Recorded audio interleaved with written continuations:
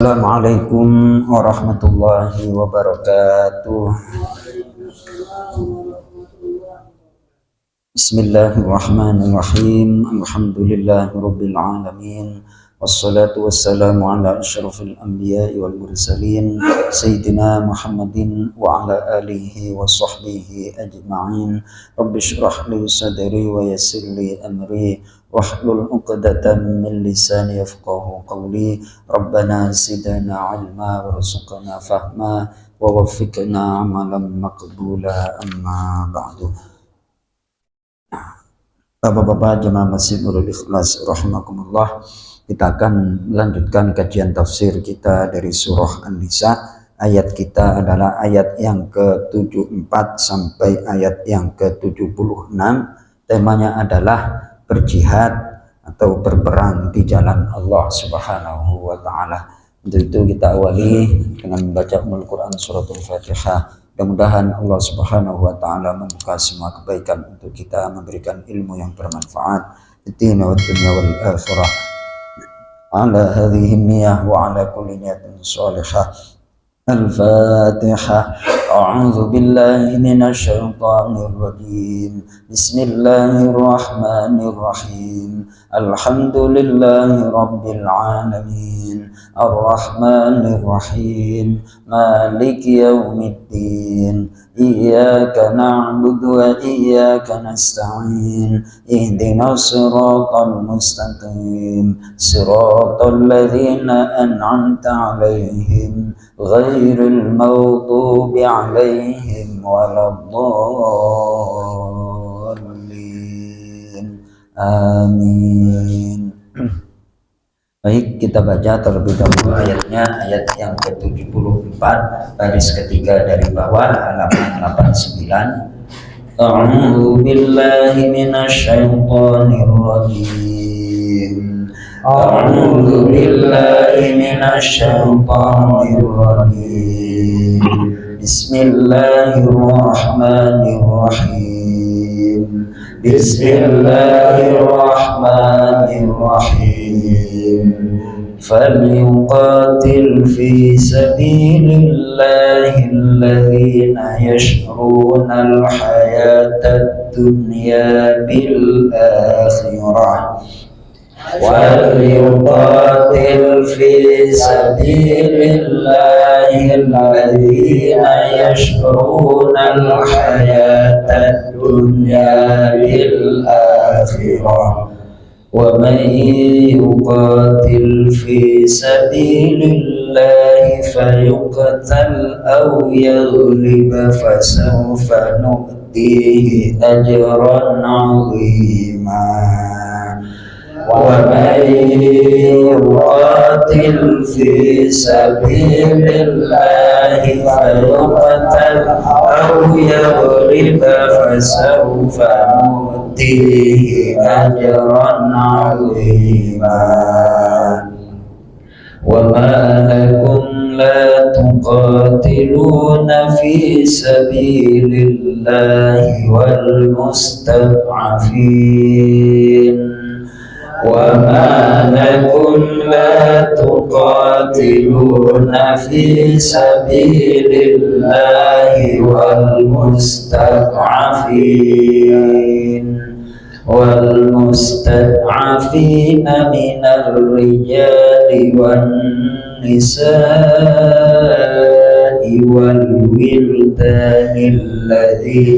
والولدان الذين يقولون والمستضعفين من الرجال والنساء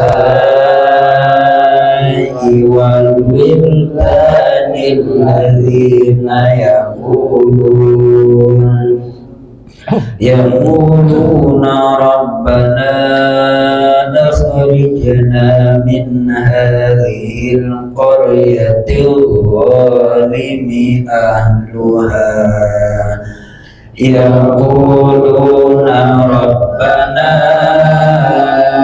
أخرجنا من هذه القرية الظالم أهلها واجعل لنا من لدنك وليا واجعل لنا من لدنك وليا واجعل لنا من لدنك نصيرا واجعل لنا من لدنك نصيرا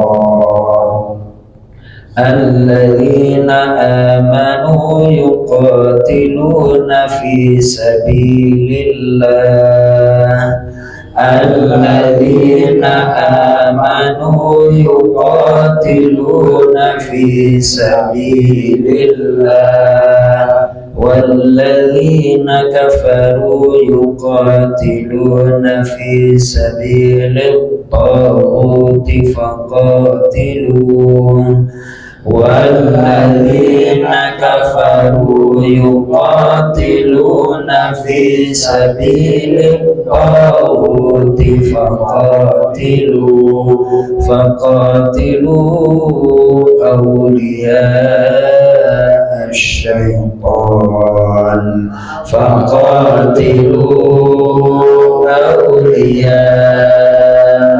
الشيطان إن كيد الشيطان كان ضعيفا إن كيد الشيطان كان ضعيفا صدق الله العظيم. Allahumma arhamna bil Quran. Silakan Pak Tosif diulangi.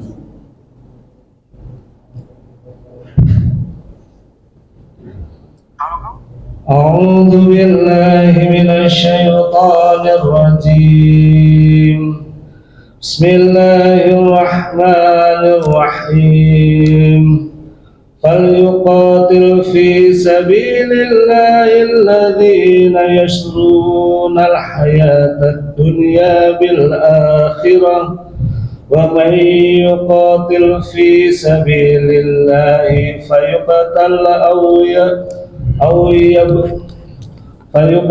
أو يغلب فسوف نؤتيه أجرا عظيما وما لكم لا تقاتلون في سبيل الله والمستضعفين من الرجال والنساء والولدان الذين يقولون ربنا أخرجنا من هذه القرية الظالم أهلها واجعل لنا من لدنك وليا واجعل لنا من لدنك نصيرا الذين آمنوا يقاتلون في سبيل الله والذين كفروا يقاتلون في سبيل الطاغوت فقاتلوا أولياء الشيطان إن كيد الشيطان كان ضعيفا. صدق الله العظيم. Ya Allah, alhamdulillahirabbil alamin. Sekali lagi temanya adalah perintah berperang di jalan Allah. Baik, hubungan ayat yang ke-74 dengan ayat sebelumnya adalah sebagai berikut. Pada ayat-ayat yang lalu telah diwajibkan kepada orang yang beriman bersiap siaga untuk menghadapi orang-orang kafir dalam peperangan dan mencela sikap orang yang lemah imannya dan orang munafik yang enggan berperang di jalan Allah. Ayat ini memberi dorongan kepada kaum muslimin agar berperang di jalan Allah dengan menerangkan tujuannya yang suci dan murni dan keuntungannya yang sangat besar. Jadi umat Islam itu sebenarnya agama Islam itu tidak ofensif, tidak menyerang, namun perang itu adalah solusi apabila kita diserang. Baik, Pak Mandra, ayo. Falyuqatil, maka hendaklah berperang fi sabilillahi, di jalan Allah, alladzina, orang-orang yang yasruna, mereka menjual al-hayatad dunya, kehidupan dunia, bil akhirah, dengan kehidupan akhirat. Stop. Jadi di sini pemahamannya adalah mereka yang menjual kehidupan dunia dengan akhirat, yakni ditukar dengan kehidupan akhirat. Jadi orang kalau mempunyai sifat materialistis itu harus diobati. Harus apa? Diobati. Cara mengobatinya itu bagaimana? Ya seperti ini, diobati. Di sini yang disinggung adalah wahum al-munafiqun alladzina takhallafu an uhdi. Mereka adalah orang-orang munafik yang tidak ikut serta alias tertinggal, tidak ikut perang Uhud. Fa umiru ayyuhayru ma bihi minan nifaq. Kemudian mereka diperintah untuk merubah apa yang ada pada diri mereka berupa kemunafikan dan memurnikan keimanan kepada Allah dan Rasulnya, wa yujahidu fi sabilillah, dan berjihad di jalan Allah. Karena Pak, li'annal munafiqin tarikuna lil akhirati akhiruna lid dunya. Mereka meninggalkan urusan akhirat atau kepentingan kepentingan akhirat, namun mereka ngambil dunia. Jadi orang munafik itu sekali lagi orientasinya apa? Materi dan dunia.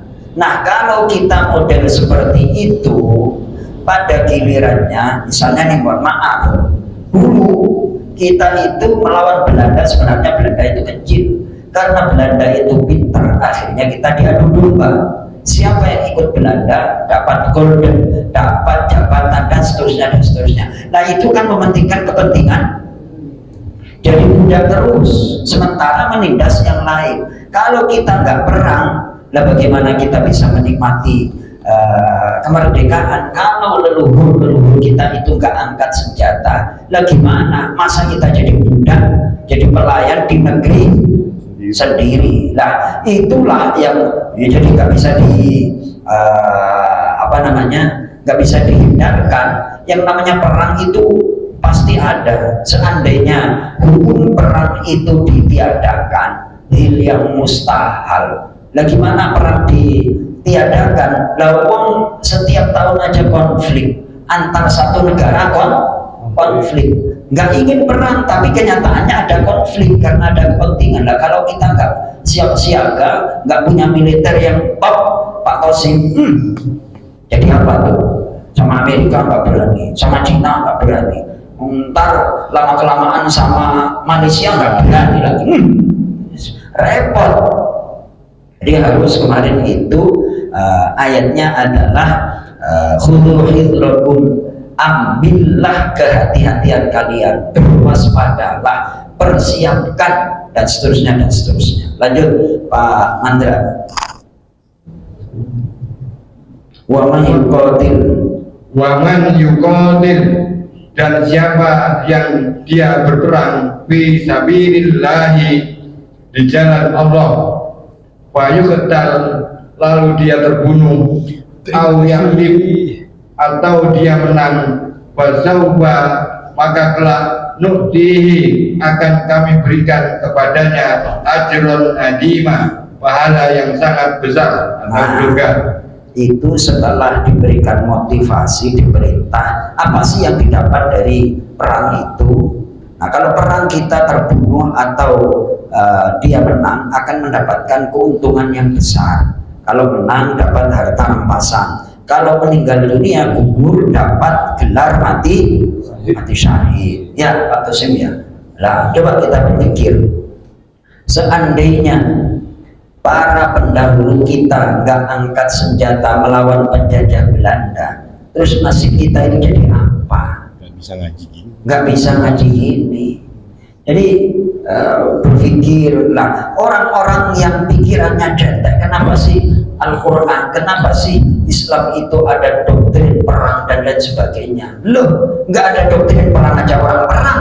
Makanya ada doktrin perang itu adalah untuk mempersiapkan dan membentengi diri, bukan untuk menyerang, tapi untuk membentengi. Nah, seperti itu. Mereka nggak mikir. Lalu itu jangan-jangan ngebosin lagi. Jadi umat Islam nggak boleh bahas jihad, nggak boleh perang. Sementara sono muat-muatin senjata. Akhirnya kita dipatok beneran. Mereka sudah pesawatnya F-16 yang terbaru, supersonik. Nah kita masih pesawat apa maksudnya? Hercules mulu. Ya baru akhirnya, ya kan? Jangan-jangan ada udang di balik batu, yakni meredam atau meniup, mematikan semangat jihad. Lah sono niup-niupin buat apa tuh Islam kok ngajarin perang dan segala, malah sini memperkuat persenjataan. Kita harus curiga, kita harus curiga. Iya kan, aneh kan? Itu biasanya orientalis yang sekolah-sekolah di Amerika itu kan sering mengkritisi nilai-nilai Islam itu. Nah padahal Amerika ngomong jangan perang, bikin senjatanya nggak kalian, pesawat itu lah apa segala macam, mikir ya kan. Nah kalau kita nggak ngaji seperti ini kan nggak bisa adu argumen lagi Pak Tosim, ya kan. Maka ngaji itu adalah untuk menormalkan nalar kita sebagai orang yang beriman. Jadi ketika kita ngaji seperti ini itu makanya satu ayat lebih baik daripada sholat sunnah berapa? 100 rakaat, karena ada ilmunya. Oh iya ya, kalau kayak gini, kalau nggak kayak gini nanti resikonya seperti ini. Nah itulah nilainya kita belajar mengkaji Al-Quran. Lanjut Pak Mas Toto, lanjut ayat yang ke-75. Wa ma lakum, dan mengapa kalian la tuqatiluna, tidak mau kalian berperang fi sabilillah, di jalan Allah. Nah alasannya apa sih kalian gak ikut perang, padahal juga gak punya uzur, gak punya alasan, badan sehat, terus perbekalan juga ada, persyaratan oke semuanya. Itu apa alasannya sih? Kenapa sih kok gak ngaji di masjid? Apa sih alasannya? Kalau di masjid itu satu didoain malaikat, duduk buka Quran, terus dikaji maknanya. Kalau di rumah itu resikonya besar. Niatnya baca Quran, ingin dapat 4 halaman, baru dapat separuh disapa Pak Ihsan, disapa sama nyonya. Mau gara-gara suaminya baca Quran senang tuh, masya Allah. Tidak ada suami yang sesoleh suamiku. Akhirnya disuguhin kopi. Nah, terus akhirnya pahit apa manis ya. Setelah pahit apa manis, akhirnya niatnya Pak Ihsan 4 halaman, 5 halaman, gara-gara ada tawaran, udah deh kasih kuliah dikit nggak apa-apa, coba dicicipin. Lah setelah dicicipin kan butuh waktu, setelah butuh waktu ngobrol, habis itu ditutup. Ini pasti kayak gitu-gitu. Pak Tosim ketawa berarti pengalaman kayak gitu ya kan. Termasuk Mas Toto juga kayak gitu ya. Masya Allah. Bener apa enggak? Ya, ini kan kayak gitu ya Mas Toto ya. Kelihatannya kita baik sama istri, tapi tujuan utama untuk 5 halaman bablas kami itu ya Allah ya Pak Ihsan ya. Alhamdulillah, ternyata godaan makhluk satu itu memang enggak itu ya kan, enggak ditangkepin ngambek, ditangkepin kita yang merugi. Itu kebaikan ya Pak Ihsan ya. Ayo, itu ada seninya untuk mengkondisikan makhluk yang satu itu. Lanjut Mas Toto. Wah ini kok malah bahas perempuan, ini gara-gara jihad malah bahas kalau bisa. Ya, lanjut.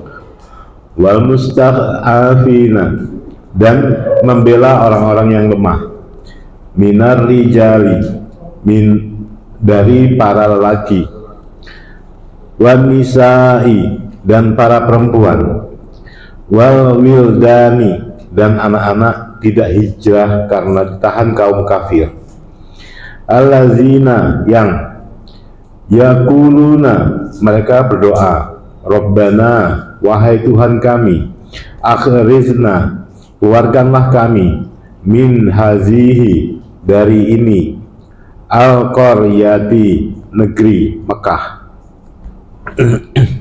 al-qaryati limi, al-zalimi, negeri Mekah yang zalim, kafir, ahluha, penduduknya, waj'al lana min, waj'al lana, dan berikanlah untuk kami, min ladunka, dari sisimu, waliya, seorang pelindung, waj'al lana, dan berikanlah untuk kami, min ladunka, dari sisimu, nasira, seorang penolong.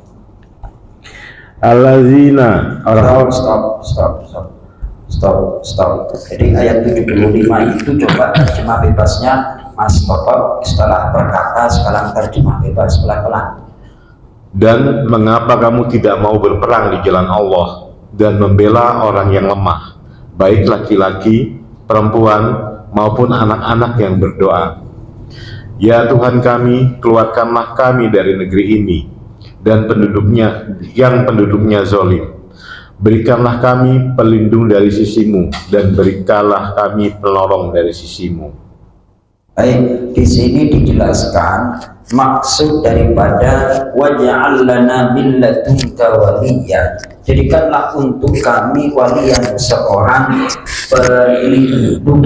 Wali yang dimaksud itu adalah Rasulullah Shallallahu Alaihi Wasallam. Sementara nasiran itu di dalam tafsirnya adalah Attab bin Usaid, yakni penolong. Attab bin Usaid itu pada waktu tersebut wakana ibnu thamaniya asyrata sanatan, masih berumur 18 tahun. Fakana yansurul madlumin ala zalimin, mampu menolong orang yang tertindas dari orang yang zalim. Coba bayangkan itu, orang kalau dididik Rasulullah itu 18 tahun aja udah jadi panglima perang. Betapa hebatnya cara Rasulullah mendidik.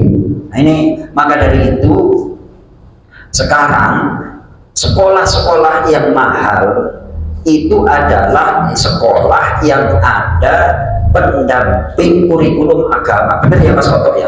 Mahal-mahal itu. Kenapa? Karena pada kenyataannya sekolah umum saja kadang tidak sesuai dengan apa yang diharapkan oleh orang tua. Karena apa? Yang dikonsumsikan ilmu-ilmu duniawi, sementara ilmu tentang masalah akhlak, ilmu masalah bagaimana bersikap kepada orang tua dan lain sebagainya kan kurang. Sehingga akhirnya karena yang dikonsumsi itu adalah pengetahuan materi, yang dominan di kepalanya adalah materi. Sehingga ini kan viral nih ceritanya, ada orang yang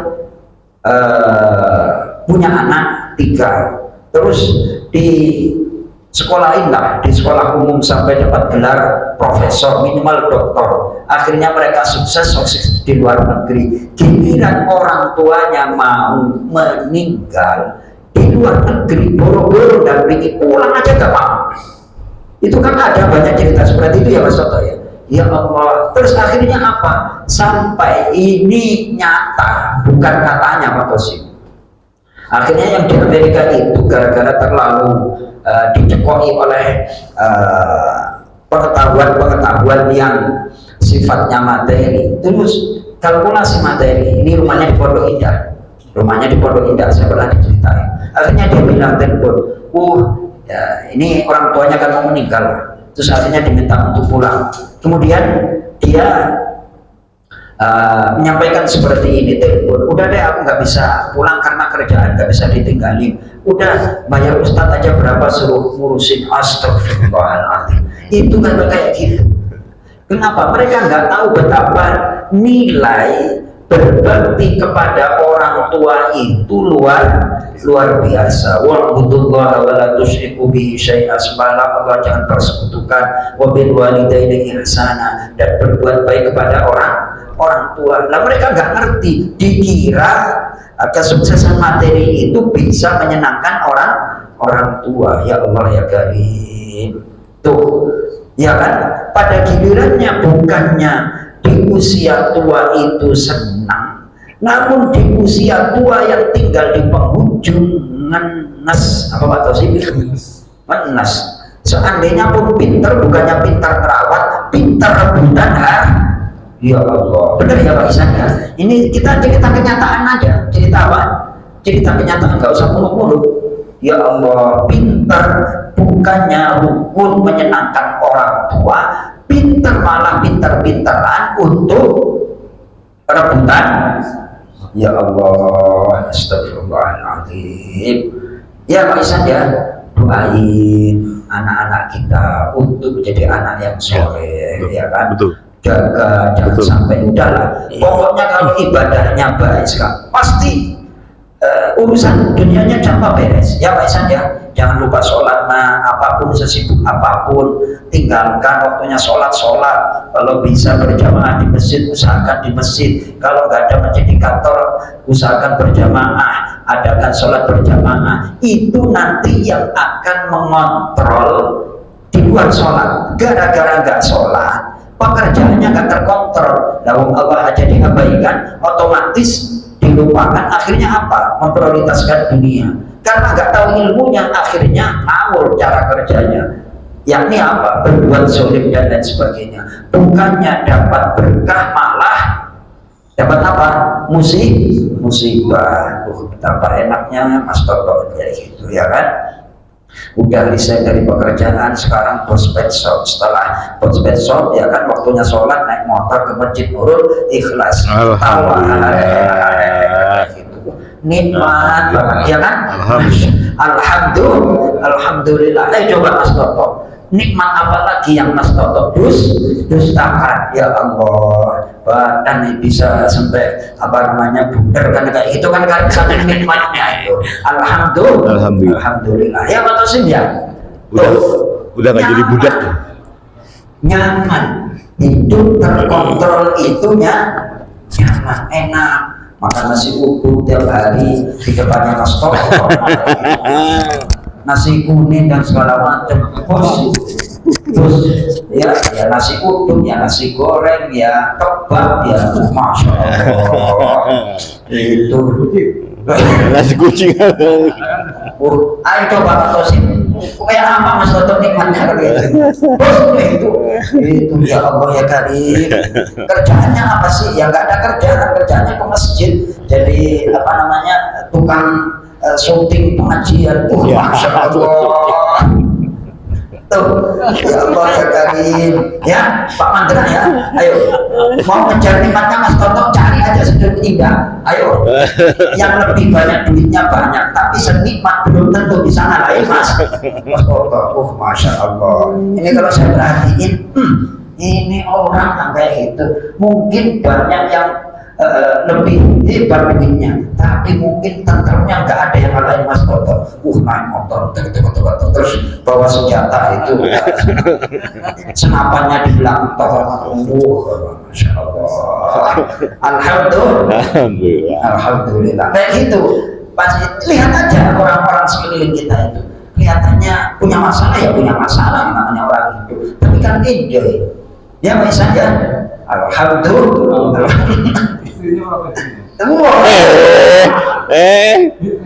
Alhamdulillah. Tuh, jadi sekali lagi, Lebih nikmat kalau lebih. hati itu kalau tersentuh oleh Al-Quran, oleh nilai-nilai agama Islam, pasti akan baik. Pasti akan baik. Ya melalui proses iyalah, tapi ujung-ujungnya akan baik. Nah, lanjut sekarang Pak Tosim, ayat 76. Alladzina amanu. Bismillahirrahmanirrahim. Alladzina amanu, orang-orang yang mereka beriman, yuqatiluna, mereka berperang fi sabilillahi, di jalan Allah. Walladzina kafaru, dan orang-orang yang mereka kafir, yuqatiluna, mereka berperang fi sabilit taguti, di jalan tagut. setan. Faqatilu, maka kalian perangilah auliya, teman-teman para penolong asyaitani, setan. Jadi ada dua kubu, yang satu berperang di jalan Allah, yang satu berperang untuk setan. Itu mulai sampai kiamat nggak bakalan berhenti terus. Tinggal kita mau menggabungkan diri kemana nih, ya kan? Orang beriman pasti berperang di jalan Allah, tapi orang kalau nggak beriman tujuannya adalah dunia, tujuannya, motivasinya yang mendorong itu adalah nafsu dan syaitan. Lanjut. Inna, sesungguhnya kaidah syaitani, tipu daya setan terhadap orang mukmin, karena adalah dhaifan, sangat lemah. Tuh. Jadi lemahnya gimana sih? Lemahnya gimana? Di sini di dalam tafsir, li'annallaha yansuru awliya'ahu, karena orang yang berperang di jalan Allah pasti akan didolong oleh Allah. Allah itu maha sempurna, Allah itu maha al-qawiyyu, maha kuat, al-azizu, maha perkasa. Sementara setan itu cuma ngompor-ngomporin, cuma apa?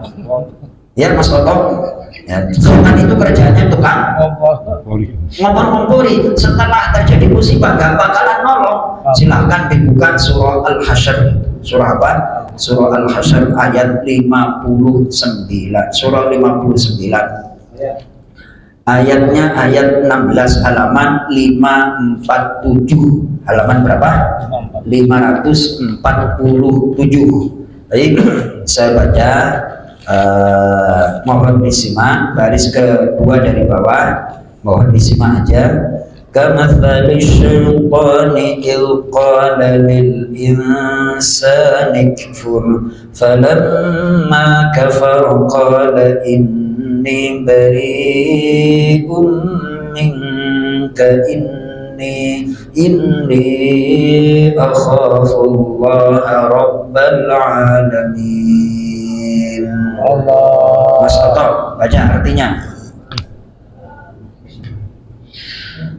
Bujukan orang-orang munafik itu seperti bujukan setan ketika ia berkata kepada manusia, kafirlah kamu.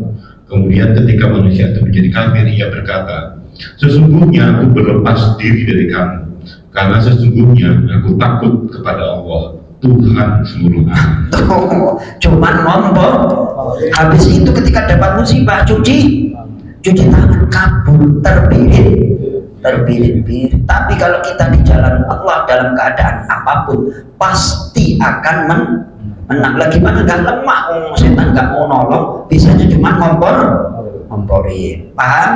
Alhamdulillah, mudah-mudahan bermanfaat. Kita menjadi fisabilillah. Terima kasih. Kita tutup dengan doa kafarat majlis. Subhanakallahumma wa bihamdika asyhadu an la ilaha illa anta astaghfiruka wa atubu ilaik. Assalamualaikum warahmatullahi wabarakatuh.